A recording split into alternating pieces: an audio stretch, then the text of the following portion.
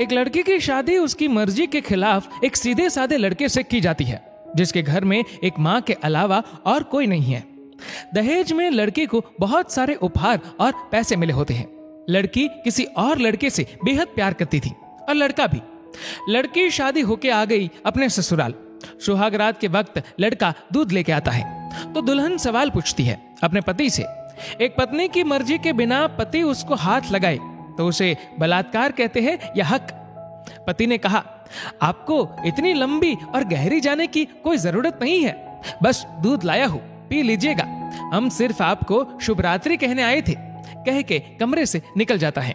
लड़की मन मारकर रह जाती है क्योंकि लड़की चाहती थी कि झगड़ा हो ताकि मैं इस गवार से पीछा छुड़ा सकूं। है तो दुल्हन मगर घर का कोई भी काम नहीं करती, बस दिन भर ऑनलाइन रहती और न जाने किस किस से बातें करती।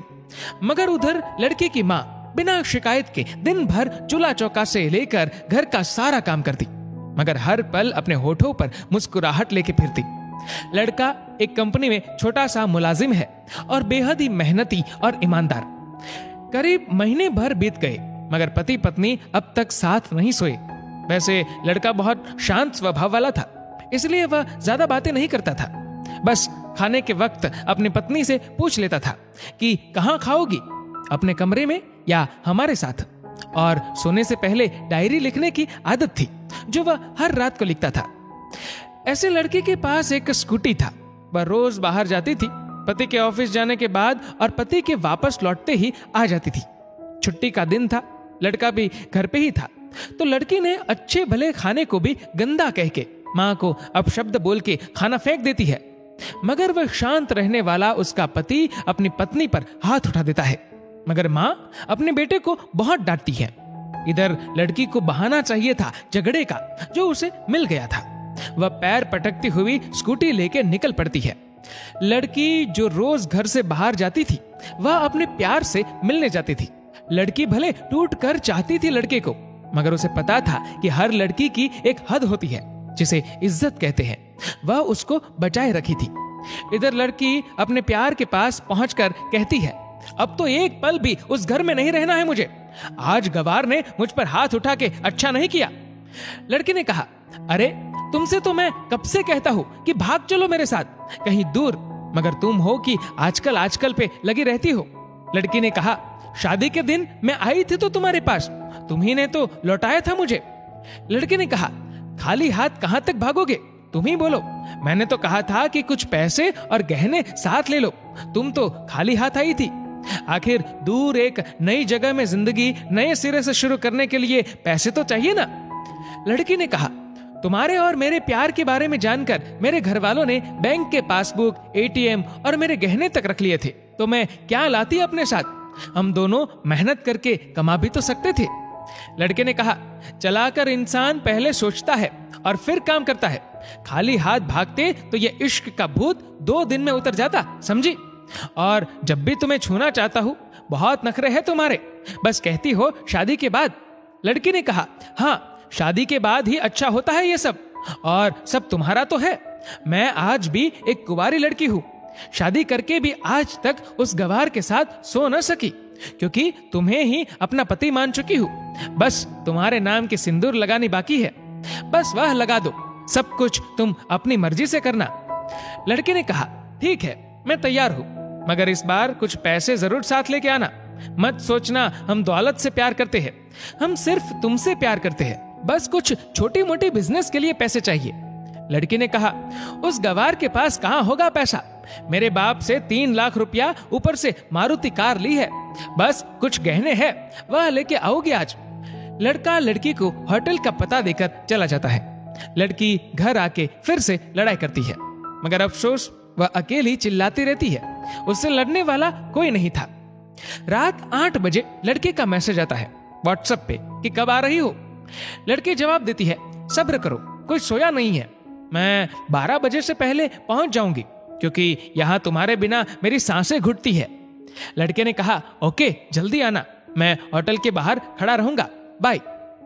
लड़की अपने पति को बोल देती है कि मुझे खाना नहीं चाहिए, मैंने बाहर खा लिया है, इसलिए मुझे कोई परेशान न करे।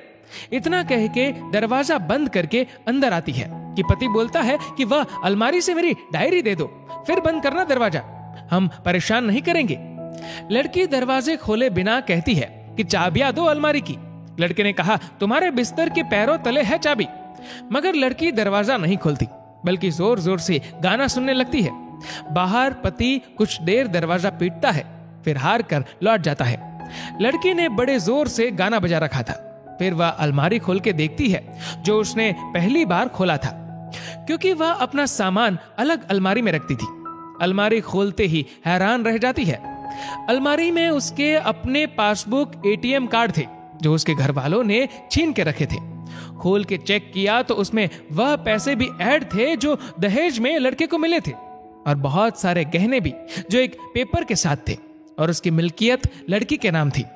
लड़की बेहद हैरान और परेशान थी। फिर उसकी नजर डायरी में पड़ती है और वह जल्दी से वह डायरी निकाल के पढ़ने लगती है। लिखा था, तुम्हारे पापा ने एक दिन मेरी माँ की जान बचाई थी अपना खून देकर। मैं अपनी माँ से बेहद प्यार करता हूँ, इसलिए मैंने झुककर आपके पापा को प्रणाम करके कहा कि आपका यह अनमोल एहसान कभी नहीं भूलूंगा। कुछ दिन बाद आपके पापा हमारे घर आए, हमारे तुम्हारे रिश्ते की बात लेकर, लेकिन उन्होंने आपकी हर बात बताई हमें कि आप एक लड़के से बेहद प्यार करती हो। आपके पापा आपकी खुशी चाहते थे, इसलिए वह पहले लड़के को जानना चाहते थे। आखिर आप अपने पापा की प्रिंसेस जो थी, और हर बाप अपने प्रिंसेस के लिए एक अच्छा ईमानदार प्रिंस चाहता है। आपके पापा ने खोज करके पता लगाया कि वह लड़का बहुत सी लड़की को धोखा दे चुका है और पहली शादी भी हो चुकी है, पर आपको बता न सके, क्योंकि उन्हें पता था कि ये जो इश्क का नशा है वह हमेशा अपनों को गैर और गैर को अपना समझता है।